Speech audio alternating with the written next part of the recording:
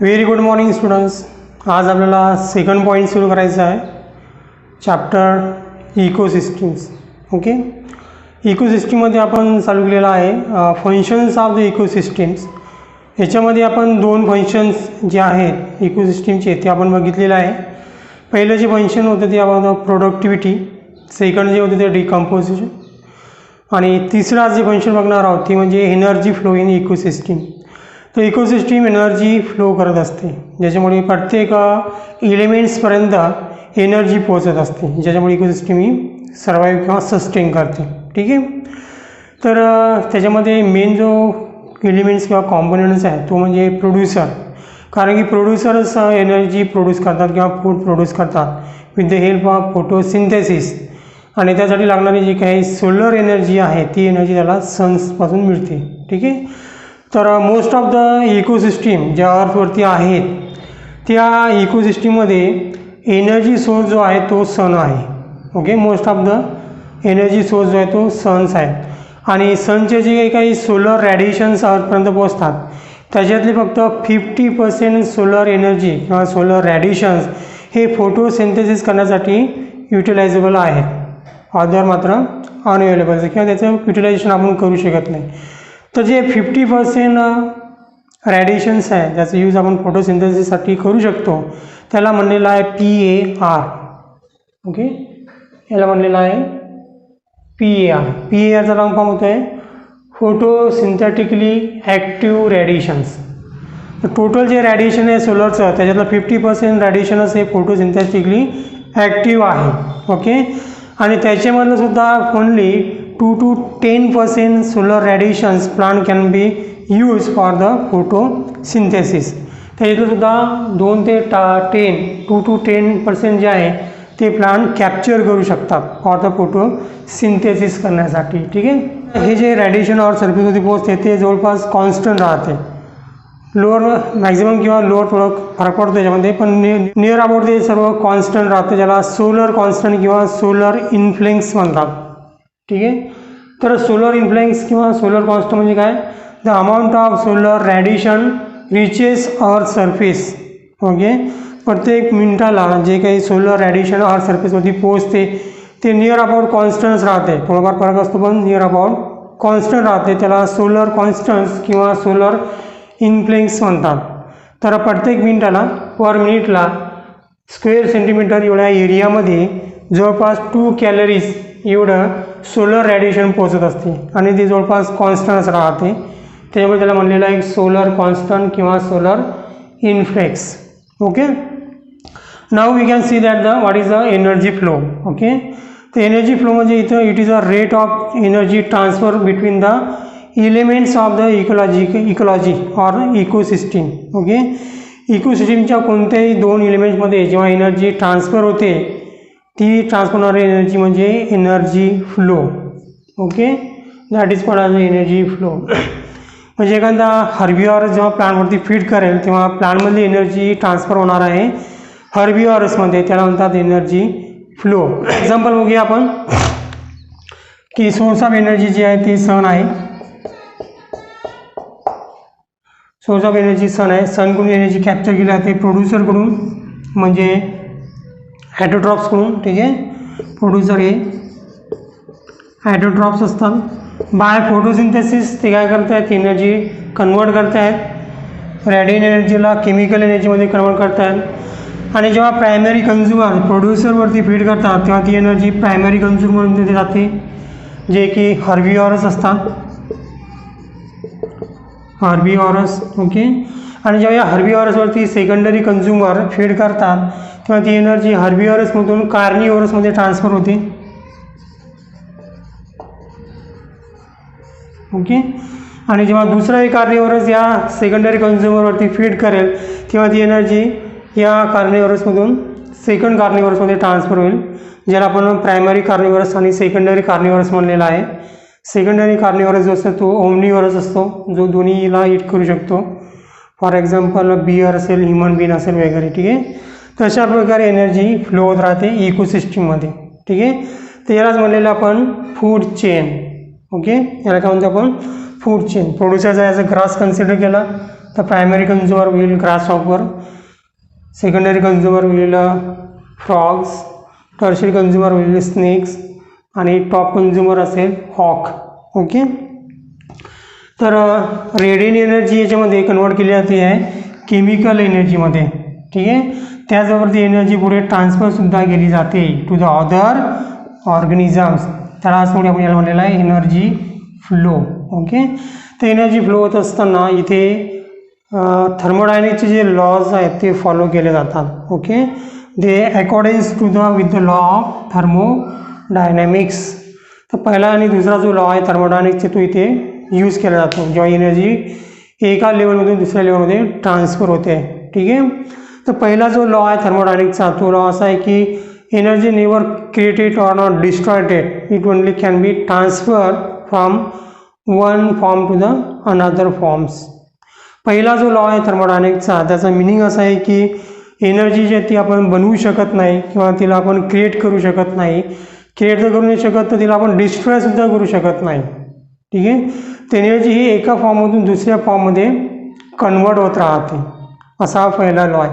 आणि इथे सुद्धा तेच होत आहे. इथे प्रोड्युसर एनर्जी बनवत आहेत आणि ती पुढे ट्रान्सफरसुद्धा करत आहेत. ठीक आहे. ते एनर्जी प्रोड्यूस करत आहे म्हणजे फूड बनवत आहेत, ते ऑर्गॅनिक मॅटर बनवत आहेत, बायोमास प्रोड्यूस करत आहेत.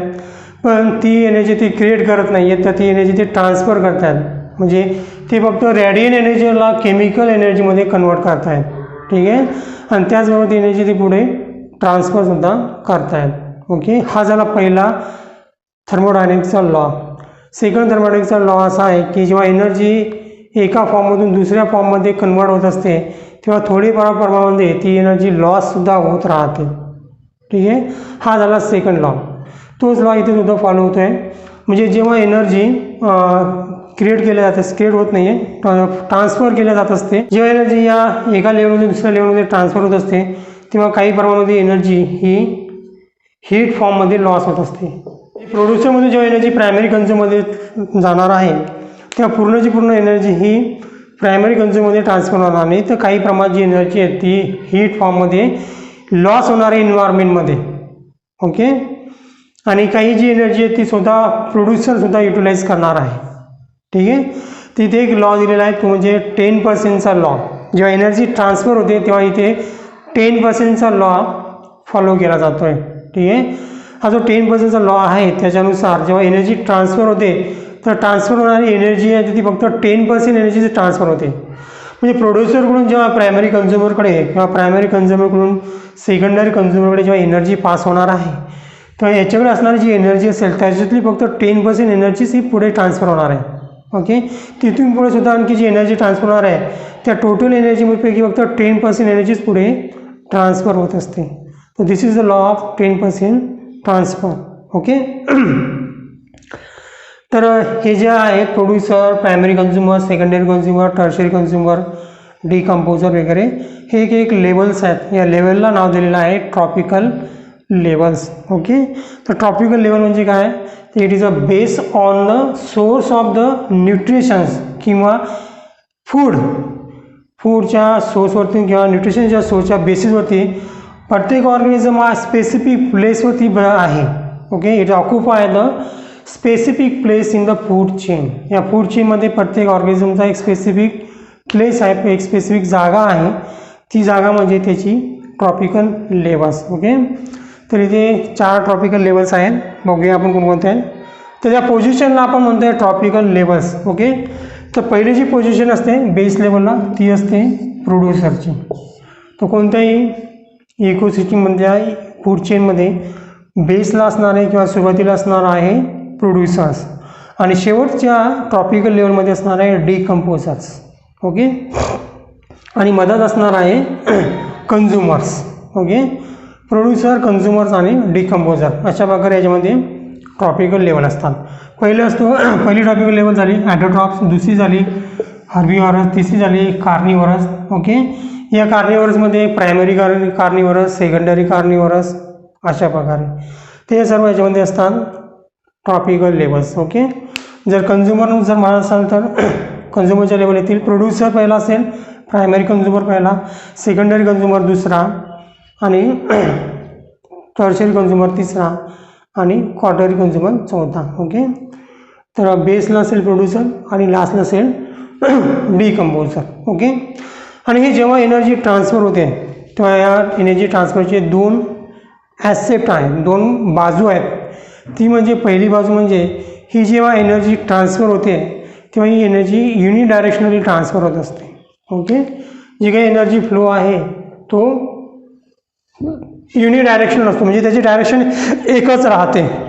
म्हणजे एनर्जी ही कधी पण कोणत्याही फूड चेनमध्ये प्रोड्युसरकडून कन्झ्युमरकडेच ट्रान्सफर होणार आहे, कन्झ्युमरकडून डिकम्पोजरकडे ट्रान्सफर होणार आहे. ती वापस रिव्हर्स जाणार नाही आहे. ती वापस रिव्हर्स का जाणार नाही? कारण की बघा की कन्झ्युमर हे प्रोड्युसरवर फीड करणार, त्यामुळे प्रोड्युसरची एनर्जी कन्झ्युमरमध्ये ट्रान्सफर होणार. पण कधीच प्रोड्युसर ही कन्झ्युमरवरती फीड करत नाही, त्यामुळे ती एनर्जी वापस पुन्हा प्रोड्युसरमध्ये येणे शक्य नाही आहे. ठीक आहे, किंवा असं सुद्धा बघू शकतो आपण की प्रोड्युसरमध्ये आलेली जी एनर्जी आहे ती सनकडून आलेली आहे, पण सनमध्ये ती एनर्जी पुन्हा वापस जाऊ शकते का? नाही. म्हणजे जे काही एनर्जी फ्लो होते आहे इकोसिस्टममध्ये थ्रू द फूड चेन ती युनिडायरेक्शनल असते.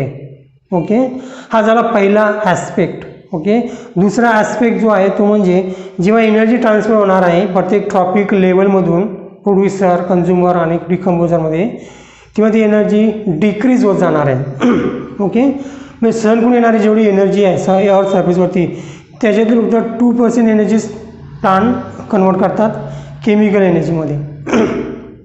बाकीची राहिलेली जी एनर्जी आहे 90 to 95% ती रिफ्लेक्शन होते, रिफ्लेक्शन होऊन ती इन्व्हायरमेंटमध्ये ट्रान्सफर होऊन जाते. ठीक आहे, राहिलेली जी फक्त 2 to 10% एनर्जी कन्वर्ट केली जाते केमिकल एनर्जीमध्ये, म्हणजे बरीच सारी एनर्जी याच्यामध्ये लॉस झालेली आहे. तिथून पुन्हा एनर्जी जेव्हा प्रायमरी कन्झ्युमरमध्ये ट्रान्सफर होणार आहे तिथे सुद्धा एनर्जी 10%च ट्रान्सफर होणार आहे, बाकीची मात्र हीट फॉर्ममध्ये लॉस होऊन जाईल. ठीक आहे, म्हणजे जशी एनर्जी या ट्रॉपिकल लेवलमधून ट्रान्सफर होणार आहे ती एनर्जी लॉस होत जाणार आहे in the form of heat. इथून सुद्धा हीटमधून ट्रान्सफर होणार आहे, इथून सुद्धा हीटमधून ट्रान्सफर होणार आहे. ठीक आहे, हे दोन याचे ॲस्पेक्ट्स आहेत.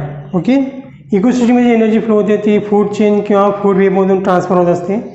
So let's see the food chain आणि फूड वेब्स. ओके, सर्वांना माहितीच आहे की फूड वेब्स आणि फूड चेन्स काय आहे, आपण शिकलेलो आहोतच. ठीक आहे, तरी बघूया काय आहे.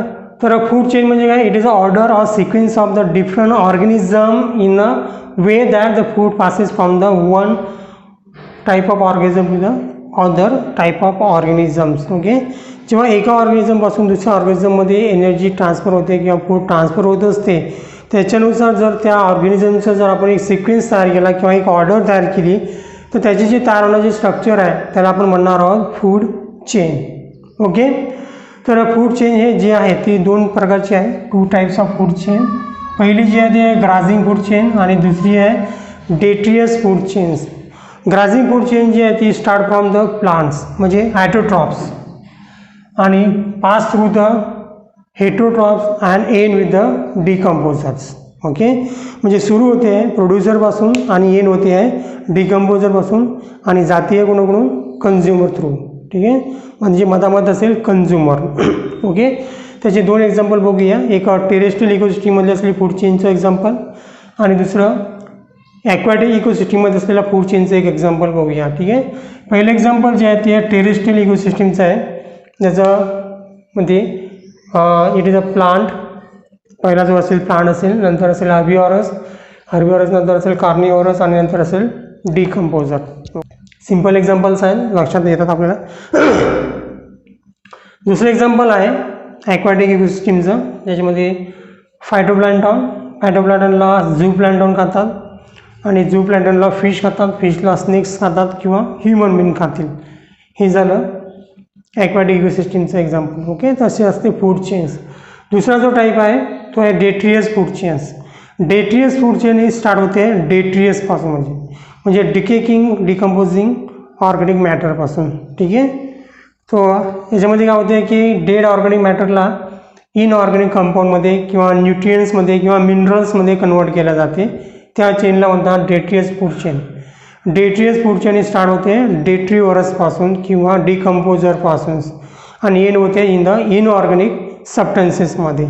ठीक आहे, त्याला म्हणतात detritus food chains. Okay, next आहे फूड वेब्स. ओके, जेव्हा खूप साऱ्या फूड चेन्स एकत्र येतात आणि त्या इंटर रिलेटेड होऊन जातात, इंटरकनेक्ट होतात, तेव्हा त्याचं तयार होते फूड वेव्स. ओके, तर फूड वेव्स म्हणजे काय? It is a group of food interrelated food chains in a ecosystem that is called as a food webs. याचं मेन फंक्शन जे आहे ते म्हणजे maintenance of equilibriums of ecosystem. इकोसिस्टीमचं balance करणे हे या फूड वेव्हचं मेन फंक्शन आहे. त्याचबरोबर याच्यातून एनर्जी ट्रान्सफर होते. एक्झाम्पल बघायचं झालं तर बघा की याच्यामध्ये आपण तीन फूड चेन काढलेला आहे. ग्रासहॉपर आणि हॉक. ओके, ग्रासला ग्रासहॉपर खाणार, ग्रासहॉपरला हॉक खाणार, ही एक फूड चेन झाली. ग्रासला ग्रासहॉपर खाणार, ग्रासहॉपरला लिझार्ड खाणार, लिझार्डला हॉक खाणार. ठीक आहे, किंवा ग्रासला रॅबिट खाणार, रॅबिटला हॉक खाणार. म्हणजे याच्यामध्ये एका टॉपिक लेवलसाठी खूप सारे ऑप्शन्स अवेलेबल असतात. म्हणजे एक तरी ऑप्शन जर कमी झाला असेल तरी फूड चेन किंवा फूड वेव्स ही डिस्ट्रॉय होत नाही, त्याच्यामुळे इकोसिस्टीमचं बॅलन्स डिस्टर्ब होत नाही. ठीक आहे, पण फूड चेनमध्ये मात्र जर एक जरी कॉम्पोनंट त्याच्यामध्ये कमी झाला असेल किंवा डेड झाला असेल तर पुढे एनर्जी ट्रान्सफर होणार नाही. इथे हॉकसाठी खूप सारे ऑप्शन्स अवेलेबल आहेत. फॉर एक्झाम्पल ग्रासहॉपर आहे, लिझार्ड्स आहेत, रॅबिट्स आहेत, आणखी काही हर्बिव्हरस असतील ते सुद्धा त्यासाठी अवेलेबल असतात. ठीक आहे, तर जर असं जर बघितलं तर या सर्व चेनला जर आपण कनेक्ट केलं तर याच्यापासून तयार होणार आहे food webs. Okay, so this is the energy flow in a eco. Next point आहे इकोलॉजिकल पिरॅमिड्स. ओके, तर इकोलॉजिकल पिरॅमिड्स जेव्हा एनर्जी फ्लो इन इकोसिस्टीम हा फंक्शनचा स्टडी घेण्यात आला आणि हे लक्षात आलं की एनर्जी ही फूड चेनमधून ट्रान्सफर होते आणि तेव्हा प्रत्येक फूड चेनचा किंवा इकोसिस्टीममध्ये असलेल्या फूड चेनचा स्टडी केला तेव्हा असं लक्षात आलं की जे काही फूड चेन्स आहेत त्यांचा जो नंबर असेल, बायोमास असेल किंवा एनर्जी फ्लो असेल, याचा जर आपण स्टडी केला तर त्याचा शेप जो आहे त्याचं जे ग्राफिकल रिप्रेझेंटेशन जर आपण घेतलं तर त्या ग्राफचा जो शेप आहे तो पिरॅमिडसारखा आहे. त्यामुळे याचं नाव पडलेलं आहे इकोलॉजिकल पिरॅमिड्स. ओके, बघूया आपण ते. तर इकोलॉजिकल पिरॅमिड्सला इलेक्ट्रॉनियन पिरॅमिड्ससुद्धा म्हणतात. ओके, याला इलेक्ट्रॉनियन पिरॅमिड्स का म्हणतात? कारण की use of the ecological pyramid was first describe by the scientist ecologist Charles Elton in the year of 1927. Okay, त्यांनी सर्वात पहिले हे पिरॅमिड सांगितलेलं आहे म्हणून त्यांना इलेक्ट्रॉनियन पिरॅमिडसुद्धा म्हणतात. ठीक आहे, तर 3 पिरॅमिड्स त्यांनी सांगितलेलं आहे. जसं की पहिला पिरॅमिड्स आहे पिरॅमिड्स ऑफ नंबर, त्याच्यानंतर पिरॅमिड्स ऑफ बायोमास आणि पिरॅमिड्स ऑफ द एनर्जी, असे 3 पिरॅमिड्स आपल्याला याच्यामध्ये स्टडी करायचं आहे. ठीक आहे, तर याला पिरॅमिड्स का म्हणलेलं आहे? कारण की जे काय स्टडी त्यांनी फूड चेनचा केला असेल, एखाद्या फूड चेनचा पर्टिक्युलर एखाद्या इकोसिस्टीममध्ये, तर त्याचा नंबरचा स्टडी यांनी केला की किती नंबर आहेत त्या ॲनिमलचे प्रत्येक ट्रॉपिकल लेवलमध्ये. ती मिळवलेली जी काही डाटा असेल त्या डाटाचा जेव्हा त्यांनी ॲनालिसिस केलं आणि त्याचा एक ग्राफ तयार केला तर तो ज्या ग्राफचा जो शेप होता तो पिरॅमिड शेप असल्यामुळे त्यांनी याला नाव दिलेलं आहे इकोलॉजिकल पिरॅमिड्स. ओके, तर एक पिरॅमिड्स ऑफ नंबर जर म्हणाला तर त्याचा अर्थ काय होईल? So it is a graphical representation of the numerical strength of population of ecosystem.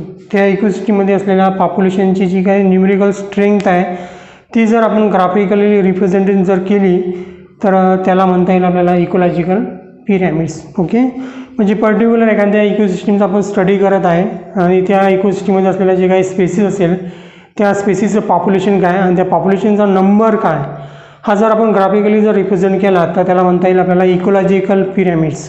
Okay, हा जो पिरॅमिड्स आहे हा अपराईट पिरॅमिड असतो. ठीक आहे, usually it is a upright pyramids, म्हणजे अशा प्रकारे सरळ त्रिकोणी. ठीक आहे, हा जर उलटा असेल तर याला इन्व्हर्टेड म्हणतात. ओके, उलटा. सरळ जर असेल तर इट इज अ अपराईट. तर पिरॅमिडचा नंबर जो आहे तो अपराईट राहतो म्हणजे सरळ राहतो. ठीक आहे, या पिरॅमिड्समध्ये बेसला असतात प्रोड्युसर, फूड चेनचा जो पहिला मेंबर आहे प्रोड्युसर तो बेसला असतो आणि टॉपला असतात टॉप कन्झ्युमर किंवा डिकम्पोजर असतात. ठीक आहे, याच्यामध्ये पर्टिक्युलर आपण त्या पॉप्युलेशनमध्ये फूड चेनचा स्टडी करत असतो. तर इथे एक एक्झाम्पल आपण घेतलेलं आहे एका फूड चेनचं. याच्यामध्ये बेसला जो प्रोड्युसर आहे तो आहे ग्रास, त्याच्यावरती डिपेंड असलेला जो काही हर्बिवरस आहे प्रायमरी कंझ्युमर तो आहे ग्रास हॉपर, सेकंडरी कंझ्युमर आहे फ्रॉग, टर्शरी कंझ्युमर आहे स्नेक्स आणि टॉप कंझ्युमर आहे हॉक. ओके, ते सर्व कंझ्युमर्स आहेत आणि हा प्रोड्युसर्स आहेत, किंवा हे हर्बिवरस आहे आणि हे सर्व कार्निवरस आहेत. ठीक आहे, तर जेव्हा यांचा स्टडी केला असेल according to number of strength, numerical strength यांची, की ग्रास किती आहे, ग्रास हॉपर किती आहे, फ्रॉग्स किती आहे, स्नेक्स आणि हॉक्स किती आहे, तर लक्षात आलं असेल की सर्वात जास्त नंबर जो आहे तो ग्रासचा आहे, त्याच्यापेक्षा जास्त नंबर ग्रास हॉपरचा आहे, त्याच्यापेक्षा जास्त नंबर फ्रॉगचा आहे आणि फ्रॉगपेक्षा कमी नंबर असेल स्नेकचा आणि स्नेक्सपेक्षा हॉकचा नंबर कमी असेल. म्हणजे नंबर जो आहे तो अशा प्रकारे या डायरेक्शनला इन्क्रीज होत गेलेला आहे आणि या डायरेक्शनला मात्र डिक्रीज होत जातो आहे. ठीक आहे, कारण की जेवढे ग्रास हॉपर असतील तेवढेच फ्रॉग असणार आहे, त्याच्यापेक्षा जास्त फ्रॉग असणे शक्य नाही आहे, कारण की त्यांनासुद्धा जे फूड लागणार आहे तेवढं फूड त्यांना मिळणार नाही. ठीक आहे, जे काही एक्सेस फ्रॉग असतील ते मात्र उपाशी राहिल्यामुळे मरून जातील, कारण की जेवढे ग्रास हॉपर असेल तेवढ्यावरती फीड करणार नाही, जेवढे फ्रॉग असतील तेवढे ते सर्वाईव्ह करतील. ठीक आहे, त्यामुळे ग्रास हॉपरचा नंबर जास्त असणार आहे फ्रॉगपेक्षा आणि फ्रॉगचा नंबरसुद्धा स्नेकपेक्षा जास्त असणार आहे. ठीक आहे, कारण की तो नंबर कंट्रोल करण्याचं काम स्नेक करत असतात. त्यामुळे हा जो नंबर आहे तो तुम्ही जर बघसाल तर तो प्रोड्युसरकडून टॉप कन्झ्युमरकडे डिक्रीज होत जातो आहे आणि त्याचा जर तुम्ही ग्राफ जर काढला तर तो ग्राफ तुम्हाला पिरॅमिडसारखा दिसतो आहे. इथे आपण एक पिरॅमिड्स काढलेला आहे, हा जो पिरॅमिड्स आहे हा पिरॅमिड्स आहे नंबरचा. ओके, याच्यामध्ये कोणत्या तरी पॉप्युलेशनचा न्यूमेरिकल स्ट्रेंथ आपल्याला इथे दिलेली आहे. तर इथे दिलेलं आहे की बेसला PP आहे, त्याच्यावरती PC आहे, SC आहे आणि TC आहे. तर PPचा लॉंग फॉर्म होत आहे प्रायमरी प्रोड्युसर. ओके, त्या फूड चेनमध्ये असलेला जो प्रायमरी प्रोड्युसर असेल तो बेसला असणार आहे आणि टॉप कंझ्युमर हा टॉपला असणार आहे. तर PP for the primary producer, PC for the primary consumer, SC for the secondary consumers आणि TC for the tertiary consumers. Okay, तर नंबर जो आहे तो इथे बघा, PPचा नंबर जो आहे प्रायमरी प्रोड्युसरचा नंबर जो आहे तो आहे 58,42,000 आणि PCचा नंबर आहे 7,08,000, SCचा नंबर आहे 354 आणि टॉप कंझ्युमरचा नंबर आहे ओनली 3. ओके, म्हणजे नंबर जो आहे तो डिक्रीज होत गेलेला आहे. त्याच्यामुळे याचा शेप जो आलेला आहे तो पिरॅमिड शेप आलेला आहे, याला म्हणतात pyramids of numbers. Okay, same things बाकीच्या पिरॅमिडसाठी सुद्धा आहे. जर तुम्ही बायोमासचा जर स्टडी केला असेल तर बायोमास जर बघितलं असेल तर प्रोड्युसरचा बायोमास सर्वात जास्त राहते, टॉप कंझ्युमरचं बायोमास सर्वात कमी राहणार आहे. त्याच्यामुळे त्याचं जर ग्राफिकल रिप्रेझेंटेशन जर आपण केलं तर आपल्याला जो मिळणारा ग्राफ असेल तो पिरॅमिड शेपचा असतो. त्या ग्राफला आपण म्हणणार pyramids of the biomass. Okay, तसंच जर आपण एनर्जीचा स्टडी जर केला त्या पर्टिक्युलर फूड चेनचा किंवा एखाद्या इकोसिस्टीममध्ये जर फूड चेनचा आपण स्टडी केला की त्या फूड चेनमधून कशाप्रकारे एनर्जी ट्रान्सफर होते, तर तिथे सुद्धा आपल्याला जो काही ग्राफिकल रिप्रेझेंटेशन करायचं असेल, जो ग्राफ मिळणार आहे तो ग्राफचा शेपसुद्धा काय असणार आहे, पिरॅमिड शेप असणार आहे आणि त्या पिरॅमिडला आपण म्हणणार आहोत पिरॅमिड्स ऑफ एनर्जी. ओके, तर एक बघितलं आपण पिरॅमिड्स ऑफ नंबर. सेकंड बघूया पिरॅमिड्स ऑफ बायोमास. त्याच्याबरोबर बघूया की बायोमास कशा म्हणतात, तर it is the total weight of the living organism. Living organism जे काही पूर्ण वेट असते त्याला आपण म्हणणार आहोत बायोमास, म्हणजे weight. Okay, it is the total weight of living matter per unit area that is called as a biomass. Okay, बायोमासचं जे पिरॅमिड्स मिळते आपल्याला ते दोन प्रकारचे मिळते. एक जे आहे ते अपराईट म्हणजे अशा प्रकारे आणि दुसरं जे आहे ते इन्व्हर्टेड म्हणजे अशा प्रकारे. अपराईट जे पिरॅमिड्स आहेत ते आपल्याला पर्टिक्युलर टेरेस्ट्रियल इकोसिस्टीममध्ये पाहायला मिळते. टेरेस्ट्रियल इकोसिस्टीममध्ये पिरॅमिड्स ऑफ बायोमास जे आहे ते अपराईट असते आणि ॲक्वॅटिक इकोसिस्टीममध्ये पिरॅमिड्स ऑफ बायोमास हे इन्व्हर्टेड राहते. ओके, याचं जर आपण एक्झाम्पल जर घेतलं तर एक्झाम्पल आपल्याला इझिली लक्षात येईल की टेरेस्ट्रियल इकोसिस्टीममध्ये जर बघितलं तर फॉर एक्झाम्पल ग्रास जर असेल तर ग्रासचं बायोमास हे ग्रासहॉपरपेक्षा जास्त राहते. ठीक आहे, ग्रासहॉपरचं बायोमास हे फ्रॉगपेक्षा जास्तच राहणार आहे. ठीक आहे, कारण याचा नंबरसुद्धा जास्त आहे. नंबर जास्त असणं म्हणजे बायोमाससुद्धा जास्त असणार, नंबर कमी असणार म्हणजे बायोमाससुद्धा कमी असणार आहे. म्हणजे इथे सुद्धा बायोमास जे आहे ते इकडे डिक्रीज होत जाते आणि उलटं जर गेलं तर ते इन्क्रीज होत जाणार. म्हणजे प्रोड्युसरचा बायोमास जास्त असणार आहे तर टॉप कन्झ्युमरचा बायोमास कमी असणार आहे. बायोमास जे आहे ते आपण फ्रेश किंवा ड्राय वेटमध्ये एक्सप्रेस करत असतो. इथे आपण एक एक्झाम्पल घेतलेलं आहे ज्याच्यामध्ये जे काही बायोमास आपण दाखवलेलं आहे ते ड्राय बायोमास आहे किंवा ड्राय वेट आहे. तर प्रोड्युसरचं जे आहे प्रायमरी प्रोड्युसरचं जे बायोमास आहे ड्राय वेट ते 809. प्रायमरी कन्झ्युमर्स आहे 37, सेकंडरी कन्झ्युमर्स आहे जस्ट 11 आणि टर्शरी कन्झ्युमर्स आहे 1.5. ओके, म्हणजे बघितलं तर खालतून वरती गेल्यानंतर ते बायोमास जे आहे ते डिक्रीज होत चाललेलं आहे. ठीक आहे, तेच जर तुम्ही ॲक्वॅटिक इकोसिस्टममध्ये बघितलं कोणतेही फूड चेन बघा ॲक्वॅटिक इकोसिस्टमची. फॉर एक्झाम्पल घेऊ आपण की इथे घेऊया एक्झाम्पल की जो प्रोड्युसर असतो तो असतो त्याच्यामध्ये फायटोप्लॅन्टॉन जो की मायक्रोस्कोपी असतो. त्याच्यानंतर झू प्लॅन्टॉनला खातात स्मॉल फिश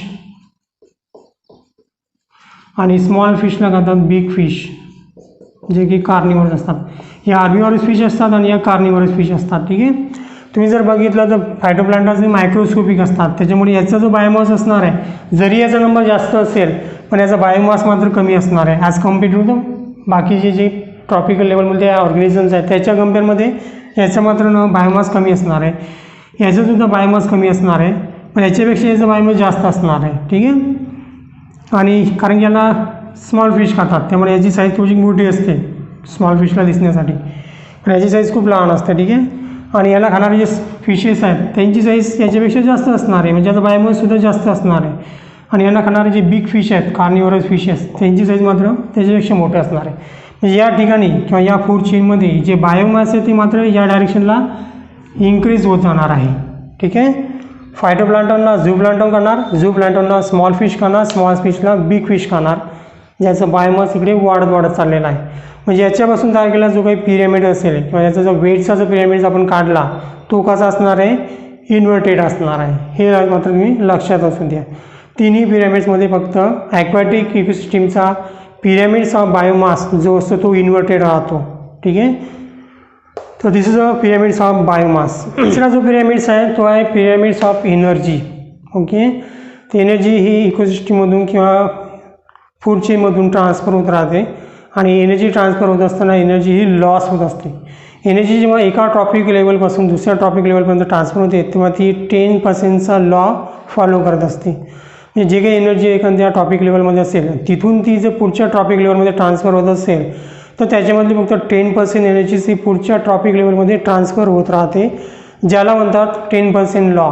ठीक आहे, इथे सुद्धा आपण एका फूड चेनची एक्झाम्पल घेतलेलं आहे आणि त्या फूड चेनमध्ये कशाप्रकारे एनर्जी फ्लो होते आहे त्याचा एक आपण ग्राफिकल रिप्रेझेंटेशन घेतलेला आहे. त्या ग्राफिकल रिप्रेझेंटेशननुसार जो ग्राफ आपल्याला मिळतो आहे तो ग्राफ मात्र पिरॅमिड शेपचा आहे ज्याला आपण म्हणणार पिरॅमिड्स ऑफ एनर्जी. ठीक आहे, तर या पिरॅमिडमध्ये सुद्धा बेसला जे असणार आहे ते असणार आहे प्रायमरी प्रोड्युसर, त्याच्यावरती असणार आहे प्रायमरी कन्झ्युमर जे याच्यावरती फीड करतात, त्याच्यावरती असणार सेकंडरी कन्झ्युमर कारण की ते प्रायमरी कन्झ्युमरवरती फीड करतात आणि याच्यावरती असणार आहे टर्शरी कन्झ्युमर्स. ओके, ज्यांना जे सेकंडरी कन्झ्युमरवरती फीड करणार आहे. म्हणजे एनर्जी जी फ्लो होणार आहे ती प्रायमरी प्रोड्युसरकडून प्रायमरी कन्झ्युमर, प्रायमरी कन्झ्युमरकडून सेकंडरी कन्झ्युमर आणि सेकंडरी कन्झ्युमरकडून टर्शरी कन्झ्युमरकडे ट्रान्सफर होणार आहे. म्हणजे बेसला असणार आहे प्रोड्युसर आणि टॉपला असणार आहे टॉप कन्झ्युमर्स. ओके, सपोज जर आपण बघितलं की जर प्रोड्युसरने जर 10,000 ज्यूल्स एनर्जी जर प्रोड्यूस केली असेल तर ट्रान्सफर होताना 10,000चा 10% एनर्जी ट्रान्सफर होणार आहे प्रायमरी कन्झ्युमरमध्ये.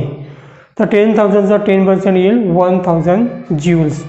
म्हणजे पीपीकडून पीसीकडे 1,000 ज्यूल्स ट्रान्सफर होणार आहे, बाकीची रिफ्लेक्ट होऊन जाईल. ठीक आहे, किंवा लॉस होणार आहे. पुन्हा इथे प्रायमरी कन्झ्युमरकडून सेकंडरी कन्झ्युमरकडे एनर्जी ट्रान्सफर होणार आहे. इथे सुद्धा 10%चा लॉ युटिलाइज होणार आहे. म्हणजे 1,000चा 10% एनर्जी सेकंडरी कन्झ्युमरकडे ट्रान्सफर होणार आहे. म्हणजे इथे एनर्जी असेल 100 ज्यूल्स. इथे सुद्धा सेकंडरी कन्झ्युमरकडून टर्शरी कन्झ्युमरकडे एनर्जी ट्रान्सफर होणार आहे. तर 100 ज्यूल्सची 10% एनर्जी टर्शरी कन्झ्युमरकडे ट्रान्सफर होणार आहे. म्हणजे 100 ज्यूल्सचं 10% असेल 10 ज्यूल्स. ओके, म्हणजे बघायचं तर एनर्जी इकडे डिक्रीज होत चाललेली आहे. म्हणजे प्रोड्युसरकडून कन्झ्युमरकडे लास्ट कन्झ्युमरकडे जेव्हा एनर्जी ट्रान्सफर होते तेव्हा ती डिक्रीज होत जाते. त्याचा जर ग्राफिकल रिप्रेझेंटेशन जर आपण केलं किंवा ग्राफ जर काढला तर तो आपला पिरॅमिड शेपचा ग्राफ मिळतो आहे. ठीक आहे. तर हा जो पिरॅमिड ग्राफ आहे हा आहे पिरॅमिड्स ऑफ एनर्जीचा ग्राफ. ठीक आहे. NCERTच्या बुकमध्ये आपल्याला ग्राफ थोडे वेगळे दिलेले आहेत, पण तुमच्या चांगल्या प्रकारे लक्षात येण्यासाठी मी डायरेक्टली हे जे ग्राफ्स आहेत ते पिरॅमिड शेपमध्ये काढलेले आहेत, म्हणजे तुम्हाला चांगल्या प्रकारे ते लक्षात राहतील. ठीक आहे. तर इथे आता 3 ग्राफ्स आहे. पहिला जो ग्राफ्स आहे हा नंबरचा आहे, दुसरा जो ग्राफ्स आहे तो बायोमासचा आहे, आणि हा जो ग्राफ्स आहे हा एनर्जीचा आहे. ठीक आहे. जेव्हा इकोलॉजिस्ट एखाद्या इकोसिस्टीममध्ये पर्टिक्युलर स्पेसिसचं पॉप्युलेशन किंवा फूड चेनचा स्टडी करतात किंवा त्याचे स्टडी करतात तेव्हा त्यांना त्याचा नंबर, एनर्जी किंवा बायोमासचा ते स्टडी करतात, जो की त्याला डाटा मिळतो. त्या डाटाचं ते एक्सप्लेनेशन करण्यासाठी ते त्याचा ग्राफ काढतात. तर त्या ग्राफलाच म्हणतात इकोलॉजिकल पिरॅमिड्स. आपल्याला 3 पिरॅमिड्स दिलेले आहेत, pyramids of number, pyramids of energy, pyramids of biomass. Okay. तर आपण इथे हा टॉपिक कंप्लीट केलेला आहे, इकोलॉजिकल पिरॅमिड्स, ज्याला इलेक्ट्रॉनियन पिरॅमिड्ससुद्धा म्हणतात. ठीक आहे. तर नेक्स्ट टॉपिक जो आहे तो आपण बघूया नेक्स्ट व्हिडिओमध्ये.